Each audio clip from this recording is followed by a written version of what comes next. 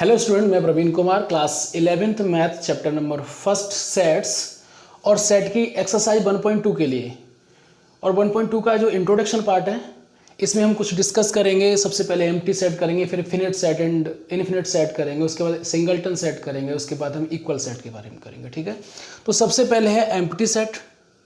Empty set को समझते हैं क्या होता है। ठीक है ना, देखो डेफिनेशन है इसकी, a set which does not contain any element is called the empty set. कहने का मतलब ये, कोई भी सेट ऐसा हो जिसके अंदर कोई भी एलिमेंट ना हो। लिखा है ना विच डज नॉट कंटेन, मतलब कोई सेट ऐसा हो जिसके अंदर कोई भी एलिमेंट ना हो, उसे हम कहते हैं एम्प्टी सेट। और नल सेट, मतलब एम्प्टी सेट भी कहते हैं उसे, नल सेट भी कहते हैं, और द वॉइड सेट और वॉइड सेट भी कहते हैं। बात समझ में आ गई। ऐसा कोई एलिमेंट ऐसा कोई सेट जिसका कोई भी एलिमेंट ना हो, हम उसे एम्प्टी सेट कहते हैं, उसे नल सेट कहते हैं, उसे वॉइड सेट कहते हैं। क्लियर, आगे समझते हैं। Empty set is denoted by phi. देखो ये सिंपल है इसका, जब हम इसे डिनोटेड करेंगे तो एम्प्टी सेट को इस तरह फाई से करेंगे। ठीक है, या हम इस तरह से ये बनाएंगे करली ब्रैकेट, मतलब ओपन, अंदर क्या है ना, एम्प्टी होगा, कुछ भी नहीं होगा। तो जब भी हम एम्प्टी सेट को डिनोटेड किया करेंगे, कहीं लिखा करेंगे, तो या तो फाई से डिनोट किया करेंगे या इस तरह से हम करली ब्रैकेट दोनों तरफ से क्लोज कर दिया करेंगे, बीच में कुछ नहीं, एम्प्टी। ठीक है, अब मैं आपको कुछ एग्जाम्पल के थ्रू समझाऊंगा। एग्जाम्पल नंबर फर्स्ट है हमारा कि कैसे होता है और कैसे समझोगे आप। तो फर्स्ट है a set A x such that, ये लिखा है एक्स सच दैट एक 1 smaller than x and smaller than 2। मतलब जो एक्स है वो क्या है, 1 से तो ग्रेटर है और 2 से स्मॉलर है। और यहां ये बोला है कि x is a natural number, x जो है नेचुरल नंबर है। तो आप ये बात बताइए मुझे, नेचुरल नंबर क्या होते हैं? नेचुरल नंबर होते हैं 1 2 3 4 5 इस तरह से चलते जाते हैं। तो आप मुझे ये बताइए, क्या इसने क्या बोला है कि जो x है वो 1 और 2 के बीच में होगा, क्योंकि 2 से छोटा होगा और 1 से बड़ा होगा। ठीक है, और वो भी क्या, नेचुरल नंबर होगा। तो ऐसा कोई नेचुरल नंबर है जो 1 और 2 के बीच में आता हो, मतलब 2 से छोटा हो और 1 से बड़ा हो? कुछ भी नहीं है। जब कुछ नहीं है तो लिखेंगे सेट ए, इस तरह से लिख देंगे। ठीक है, या आप इस तरह से बॉक्स बना सकते हैं। बात समझ में आ गई। ये इसलिए क्योंकि कोई भी एलिमेंट नहीं आ रहा इसके अंदर, मतलब कोई ऐसी इस गिवन कंडीशन के अकॉर्डिंग ऐसा कोई नहीं बन रहा जो कि कोई नेचुरल नंबर हो। अगर वो नेचुरल नंबर ना कहता, रैशनल नंबर कहता या रियल नंबर कहता, वो अलग बात थी, है ना।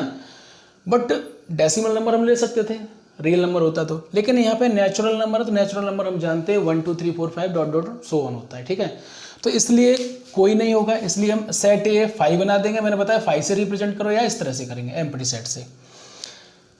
एग्जाम्पल नंबर सेकंड लेते हैं बी। सेट बी क्या है, x such that x square minus 2 equal 0। ठीक है, इन्होंने बोला कि x square minus 2 equal 0 and x is a rational number, x is a rational number. तो इसे हम सॉल्व करके देखेंगे। क्या करेंगे, कहने का मतलब जो x की वैल्यू जो आएगी ना, अगर इसे सॉल्व करने के बाद अगर रैशनल नंबर आती है तो एम्प्टी नहीं है, अगर रैशनल नहीं आती है तो एम्प्टी है। देखो इसको ऐसे लिखेंगे 2 इक्वल 0। आगे क्या करेंगे, एक्स स्क्वायर इक्वल, ये 2 ट्रांसपोज होगा तो इधर प्लस का 2 हो जाएगा। फिर हम क्या करेंगे, फिर हम यहाँ से स्क्वायर हटाएंगे तो इधर क्या लगेगा, प्लस माइनस का √2 लगेगा। मतलब जो x की वैल्यू क्या है, x इक्वल आ गया प्लस का √2 और x इक्वल आ गया माइनस का √2। और आप अच्छी तरह जानते हो कि जो रूट के अंदर जो भी नंबर लिखा होता है, मतलब वो रैशनल नंबर नहीं होता है। एक्चुअली ये क्या है, ये तो इरेशनल हो गया। ये क्या हो गया, इरेशनल हो गया। तो जब ये इरेशनल हो गया तो कहने का मतलब ये और ये दोनों इरेशनल नंबर है, बट ये कह रहा है कि एक्स रैशनल है, तो इसका मतलब ये रॉन्ग, मतलब ये नहीं आ रहा है ना। तो कह देंगे बी, सेट बी वो है ना हमारा क्या है, 5 से डिनोट करो या एम्प्टी सेट, ऐसे बता दो। ठीक है, थर्ड पॉइंट है हमारा ये। तो थर्ड एग्जांपल देख लीजिए, set C X such that X is an even prime number greater than 2। क्या लिखा है, एक्स है is even prime, even prime तो है बट क्या लिखा है, ग्रेटर देन 2। तो एक जो 2 होता है वही इवन प्राइम होता है, ओनली 1 होता है, only 2 is a 1 even prime number. 2 के अलावा कोई ऐसा नंबर नहीं जो इवन भी हो और प्राइम भी हो। और ये कह रहा है 2 से ग्रेटर हो, तो 2 से ग्रेटर तो कोई ऐसा नंबर नहीं है जो इवन भी हो और प्राइम भी हो। तो इसका मतलब ये सेट भी हमारा क्या होगा, एम्प्टी सेट होगा। तो बात समझ में आ गई, चाहे तो 5 से रिप्रेजेंट करो, चाहे एम्प्टी सेट ऐसे लिख दीजिए, ठीक है। तो आई थिंक मुझे लग रहा है समझ में आ गया होगा। चलिए एग्जाम्पल नंबर 4 है इसी का, एम्प्टी सेट का।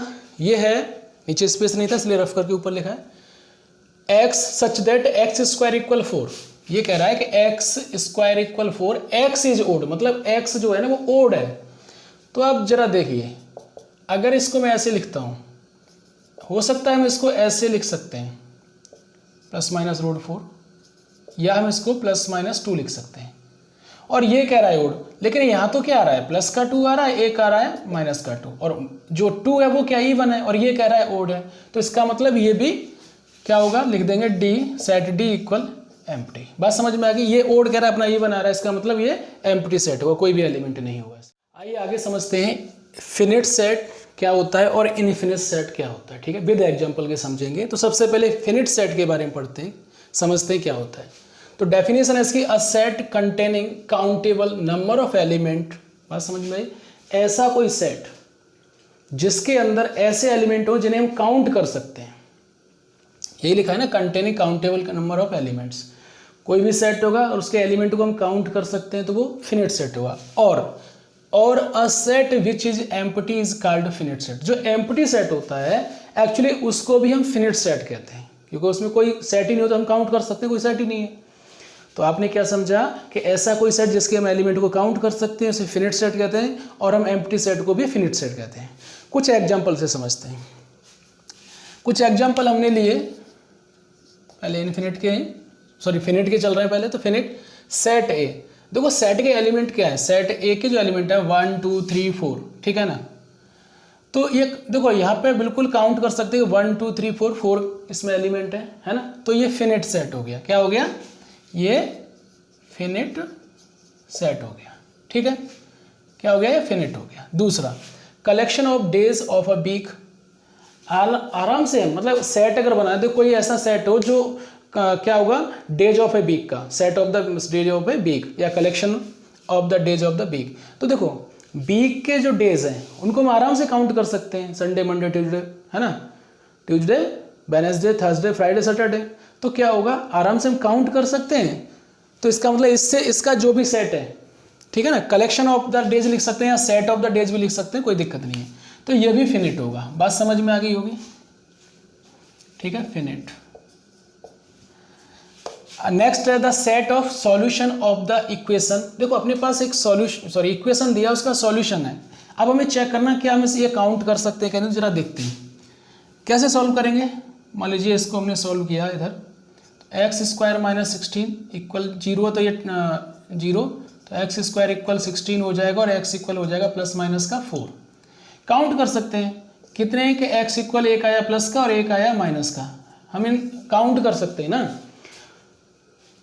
ये आंसर बिल्कुल फिक्स है और ये काउंट कर सकते हैं। तो ये भी हमारा क्या हो गया, ये भी फिनिट हो गया। बात समझ में आ गई, ठीक है। फोर्थ को समझते हैं, X such that X belong to N, मतलब एन नेचुरल नंबर है हमारा। जो एक्स क्या कर रहा है वो बिलोंग कर रहा है किसको, नेचुरल नंबर को, ठीक है। मैं इधर रफ करता हूं, इधर ही से समझा देता हूं। तो क्या ये काउंटेबल है क्या नहीं, जरा चेक कर लेते हैं। देखो दोनों की इक्वल 0 है तो एक बार इसके इक्वल 0 रखेंगे, x माइनस 1 इक्वल 0, तो x इक्वल 1 होगा, और x माइनस 2 इक्वल 0, तो x इक्वल 2 होगा। दोनों को काउंट कर सकते हैं ना, मतलब x की वैल्यू क्या आ गई, ये जो सेट बनेगा क्या बनेगा 1, 2। बात समझिए, इस तरह बनेगा। तो 2 आ गए, इसका मतलब हम इसे भी काउंट कर सकते हैं। तो ये मान लीजिए कि ये भी फिनिट सेट होगा। समझ में आ गया होगा, फिनिट सेट वो है जिसके हम एलिमेंट को काउंट कर सकते हैं और हम काउंट कर सकते हैं। दूसरा क्या एम्प्टी सेट है, वो भी हमारा फिनिट सेट होता है। क्लियर हुआ। अब चलते हैं हम इनफिनिट सेट पर। सिंपल है, a set containing uncountable number of element are called infinite set. देखो ऐसा कोई सेट जिसके हम एलिमेंट को काउंट ही नहीं कर पाए, अनकाउंटेबल हो, इनफिनिटी तक जा रहे हो, है ना। जैसे आप इसको देखो, ये एक सेट बनाया है, सेट है ये एक नेचुरल नंबर का। नेचुरल नंबर 1 से शुरू होता है, देखो 1 लिखा है, 2 लिखा है, 3 लिखा है। उसके बाद देखो ये जो डॉट डॉट लगा है ना इस तरह से, इसका मतलब ये फिनिश नहीं हो रहा है, तो इसे हम काउंट ही नहीं कर सकते।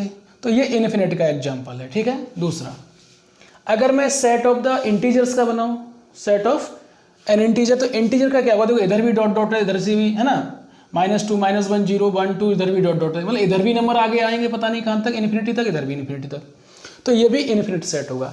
मान लो कोई हमने और ले लिया एग्जाम्पल, थर्ड एग्जाम्पल ले लेते हैं, set of odd natural number. तो set of odd natural number क्या होगा, 1 3 5 7 और डॉट डॉट डॉट।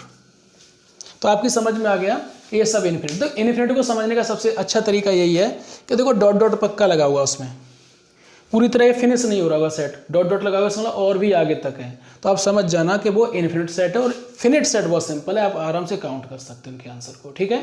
नेक्स्ट हमारा जो सेट है वो है सिंगलटन सेट।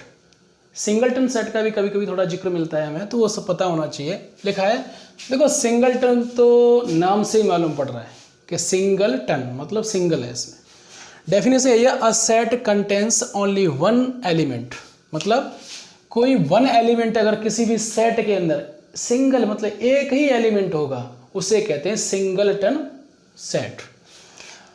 कैसे, कुछ एग्जांपल से समझते हैं। जैसे लिखा है सेट ए हमारा x such that x is a positive even number.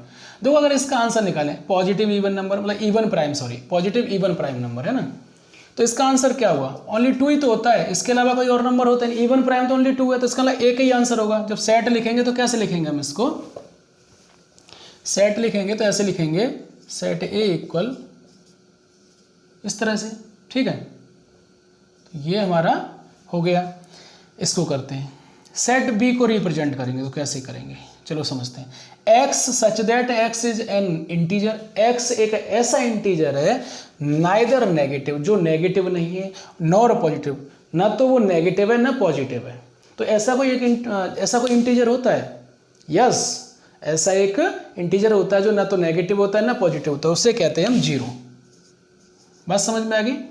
तो एक ही एलिमेंट आ रहा है इसके अंदर, इसे कहेंगे सिंगलटन सेट। समझ गए ना, सिंगलटन सेट वेरी सिंपल है कि एक ही एलिमेंट होता है, ठीक है। चलिए अब समझते हैं हम इक्वल सेट्स क्या होते हैं, मतलब इक्वल जो सेट है वो क्या होते हैं। तो उसकी डेफिनेशन है, two sets A and B are said to be equal. मतलब हम कोई दो सेट है ए एंड बी, उसे हम तब इक्वल कह सकते हैं, कब, if they have exactly the same element, अगर उन दोनों के एलिमेंट बिल्कुल एग्जैक्टली सेम होंगे, and B write A equal B, set A equal set B. Clear. आगे थोड़ा सा और, if sets are said to be unequal, अगर सेट के जो एलिमेंट है वो अनइक्वल है, सेम नहीं है, तो देन उसे कैसे लिखते हैं, A is not equal to B, A does not equal to, या A is not equal to B. बात समझ में आ गई। ऐसे कोई दो सेट उनके एलिमेंट बिल्कुल सेम हो, उन्हें इक्वल सेट कहते हैं, और एलिमेंट सेम नहीं है तो इज नॉट इक्वल सेट कहते हैं। तो ए इज नॉट इक्वल बी। चलिए, तो मैंने इक्वल सेट के कुछ एग्जांपल लिए, ठीक है।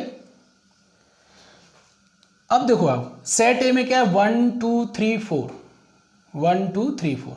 बी को चेक करो, 3 1, देखो हाँ ऑर्डर मैटर नहीं करता है, एलिमेंट सेम होने चाहिए। ये जरूरी नहीं कि इसमें 1 2 3 4 ऐसे तो इसमें भी 1 2 3 4 हो, मतलब ऑर्डर से लिखा हो, ऐसा कुछ नहीं, मतलब एलिमेंट सेम हो। तो देखो 1 2 3 4 है, इसमें भी देखो 1 इधर है, 2 इधर है, 3 इधर है, 4 इधर है। कहने का मतलब एलिमेंट सेम है, ऑर्डर कोई मैटर नहीं करता। इसका मतलब हम इसे लिखेंगे कि ये सेट क्या है, ए इक्वल बी है, मतलब ये इक्वल सेट है दोनों। चलिए नेक्स्ट चेक करते हैं, नेक्स्ट पे चलेंगे तो क्या है, सेट ए 1 2 3। अब देखो इसमें 1 2 3, इसमें चेक करो 2 2 1 3 3।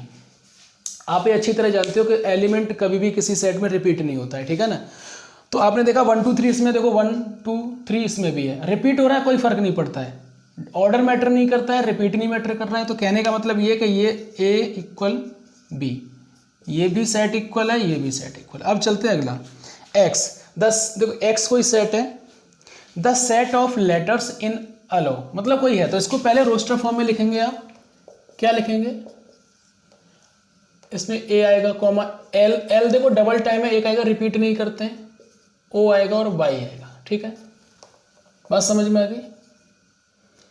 बी, अगला सेट बी है, be the set of letters loyal, तो बी को लिख दो यहाँ पे, लॉयल में एल आ गया ये, फिर कॉमा ओ आएगा, फिर वाई आएगा, फिर ए आएगा, एल ये दूसरा वाला नहीं आएगा, रिपीट नहीं करना है।